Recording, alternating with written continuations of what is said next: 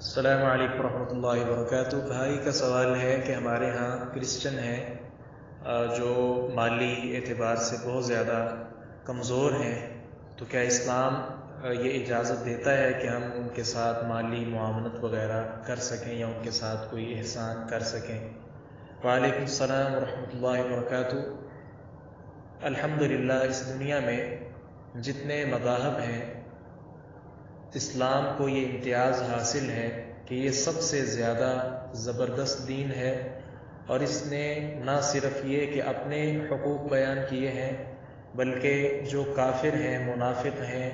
اسلام کے خلاف بولنے والے ہیں، ان کے ساتھ بھی اس نے نیکی کا حکم دیا ہے۔ اور ان کی تیمارداری کا جو آپ نے ذکر کیا ہے، تیمارداری وغیرہ، آپ صلی اللہ علیہ وسلم سے ثابت ہے، وہ یہودی بچہ بیمار تھا، آپ علیہ السلام اس کے گھر تشریف لے گئے اور اس کا حال چال دریافت کیا، اور ساتھ کیا کہا کہ کلمہ پڑھ لو، کلمہ کی اس کو جو ہے ساتھ تلقین کی۔ اس بچے نے ایک نظر والد کی طرف دیکھا جو یہودی تھا پاس بیٹھا ہوا، اور ایک نظر جو ہے آپ صلی اللہ علیہ وسلم کے چہرہ اقدس پر، گویا وہ نگاہوں کے ساتھ ہی اجازت طلب کر رہا تھا۔ اس کا والد جو ہے فوراً بولتا ہے کہ اطع ابا القاسم، اپنے بیٹے سے کہتا ہے کہ ابو القاسم صلی اللہ علیہ وسلم، یہ آپ کی کنیت ہے نا ابو القاسم، اس نے کہا ابو القاسم کی بات مان لو۔ اس نے بات مانتے ہوئے کلمہ پڑھ لیا،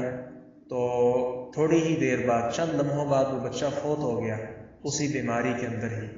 آپ صلی اللہ علیہ وسلم نے اس وقت کہا تھا الحمدللہ الذی انقذہ من النار، تمام تعریفیں اللہ کے لیے ہیں، الحمدللہ کہ اللہ تعالیٰ نے اس کو آگ کے عذاب سے محفوظ فرما لیا۔ تو یہاں سے پتہ چلتا ہے کہ غیر مسلم جو ہے ان کی تیمارداری کر لینی چاہیے، آپ صلی اللہ علیہ وسلم سے ثابت ہے۔ باقی ان کے ساتھ نیکی کرنا، حسن سلوک کرنا، ان کا بھی اسلام حکم دیتا ہے۔ ہاں اگر وہ اسلام کے خلاف یعنی میدان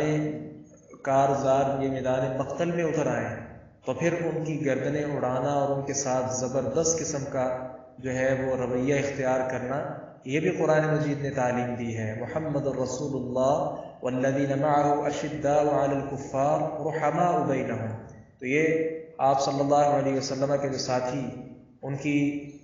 صفت اللہ تعالیٰ نے بیان کی ہے کہ کفار کے مقابلے میں بہت سخت ہیں۔ اس سختی سے کیا مراد ہے کہ جب وہ اسلام کے خلاف اتر آئیں، لیکن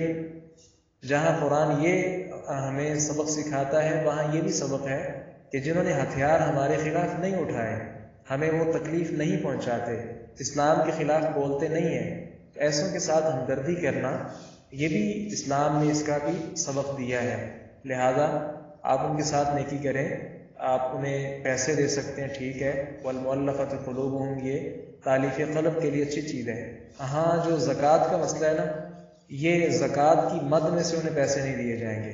کیونکہ اس کا تعلق صرف مسلمانوں کے ساتھ ہے۔ قرآن مجید سورہ توبہ آیت نمبر 60 میں انما الصدقات للفقراء والمساکین، اس آیت کے اندر اللہ تعالیٰ نے جو مصارف بیان کیے ہیں، وہاں ہی اسے صرف کیا جائے گا زکوٰۃ کو۔ زکوٰۃ کے پیسے خلاصتاً یہ سمجھیں کسی بھی غیر مسلم کو دینا جائز نہیں ہے۔ اس کے علاوہ آپ ان کے لیے کوئی تحفہ لے جائیں، یا ویسے ہی ان کی مدد امداد کرتے رہیے تاکہ اس کے ساتھ وہ اسلام کے ساتھ جو ہے اٹیچ ہوں، آہستہ آہستہ، یعنی اسلام کی جو حقانیت ہے اور اسلام کا جو یعنی رحم دلی ہے،